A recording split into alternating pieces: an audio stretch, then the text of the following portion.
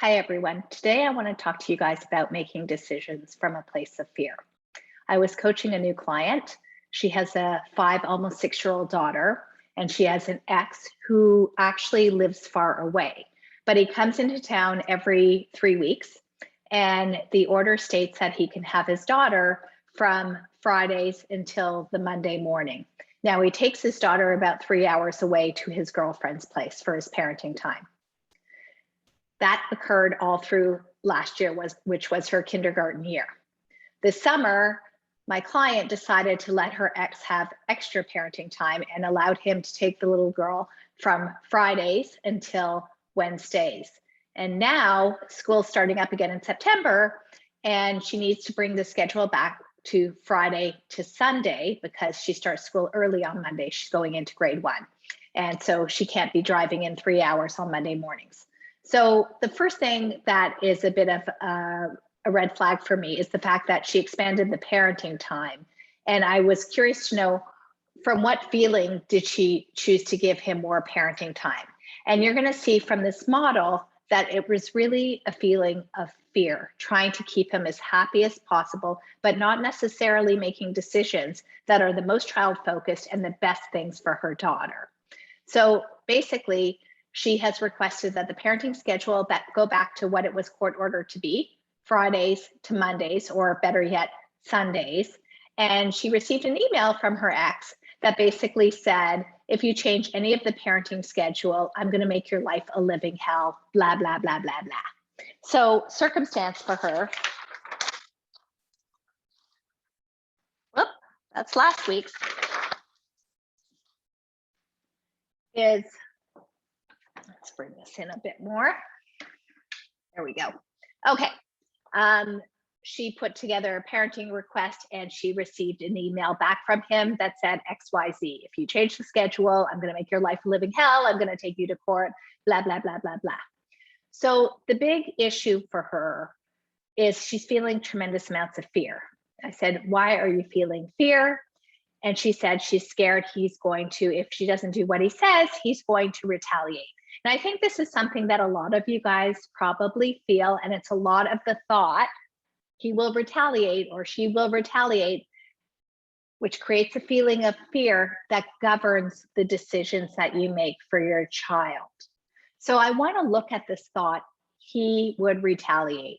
What is retaliate really? Like, retaliate itself is just a thought word. It's not actually a fact. So what are the things that have been done in the past? Maybe what you consider retaliation. Well, he took her to court. She won. He was unreasonable. She got a restraining order. So far, every time he has retaliated, she's done amazing. So that's an interesting thing. He will retaliate, and it's a problem, is not a necessary thought. We don't have to feel fear. And notice when we do feel fear because we're believing our ex is going to retaliate, what do we do? Like, what's in our action line?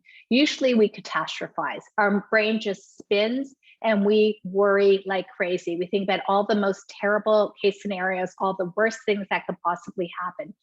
What we don't do, though, is we don't remember that the last time he retaliated, we use those things as gifts of evidence in court. So we start to doubt our decisions. We don't remind our brain to calm down, and that these retaliations can be like amazing gifts of evidence for us. So he will retaliate, and it's a problem is the thought your brain's always going to give you, but I'm offering you to challenge that thought. What is retaliation anyways? He just says things and he just does things. And we can decide that with each thing he says or does, we're actually pretty good at dealing with it. In fact, we have a very good track record of dealing with it. What happens though, when you let your brain spin and worry and catastrophize, is you start to doubt actually your decision. And you may even make decisions that are not in the best interest of your child, but are more focused on keeping him from retaliating. So in essence, when you believe he retaliates, you are actually retaliating against yourself. Your brain is retaliating against what you really know to be the best possible thing for your child.